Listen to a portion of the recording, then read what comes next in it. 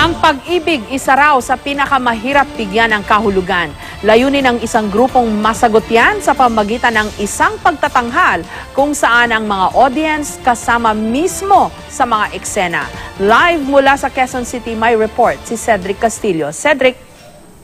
Alam mo Jessica, napakasarap daw ng pakiramdam para sa stage actors na buhay at kumbaga engage yung kanilang audience doon sa kanilang pinapanood na palabas. Ngayon silipin natin itong production na nagaganap dito sa Maya Eriwon Center sa Maya Quezon City kung saan bawal daw yung mga KJ.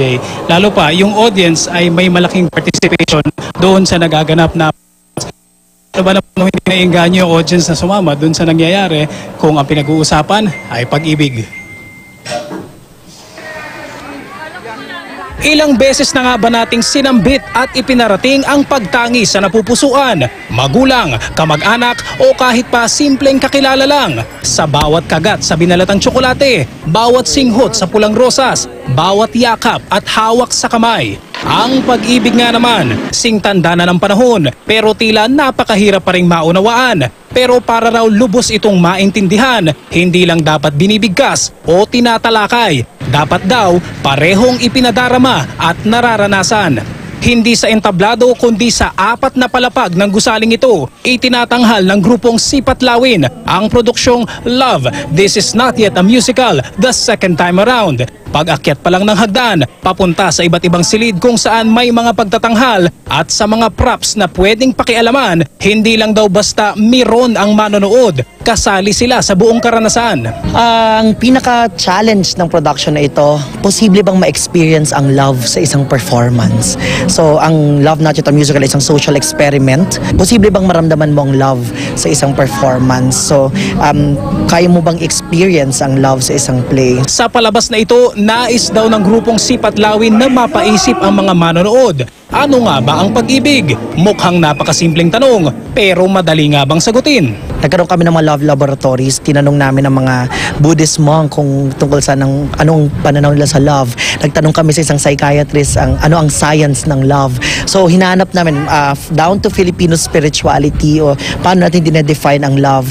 Crowdsourced ang production. Ibig sabihin, ang script na ginagamit base sa karanasan ng kung sino-sino at hindi kailangang miyembro ng grupo. Nag-ask kami for contributions sa kahit kanino, any stories, kahit anong kwento tungkol sa pag-ibig o pagmamahal. May 300 plus tayong contributors at ito yung sentimiento ng maraming mga tao ngayon. At sa huli, hindi raw balak ng palabas na mag-sermon o maglitanya tungkol sa puso. Dahil walang formula ang pagkikipagdaupang palad, ang bawat isa pa rin ang makakaunawa at makakapagpasya.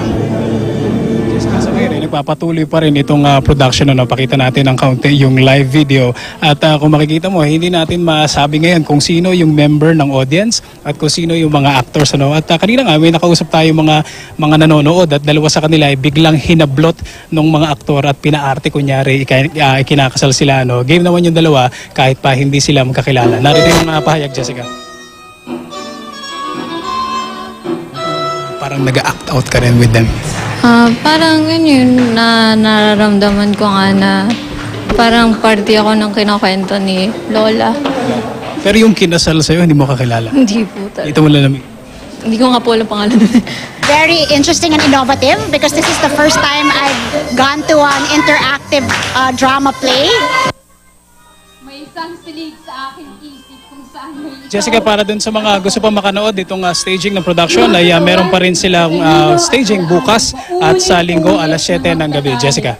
Kakaiba yan na Cedric, parang performance art na interactive. Yeah. O lisanin. Oo, tama Jessica. Gaya nung nabanggit natin, ito nagalo-halo na yan. Tapos yun nga nakakatuwa dito ay yung mga audience naman walang KJ. Pag sinabing ini-invite silang umarte, ay umaarte naman sila at meron din mga interaction na halo-halo, Jessica.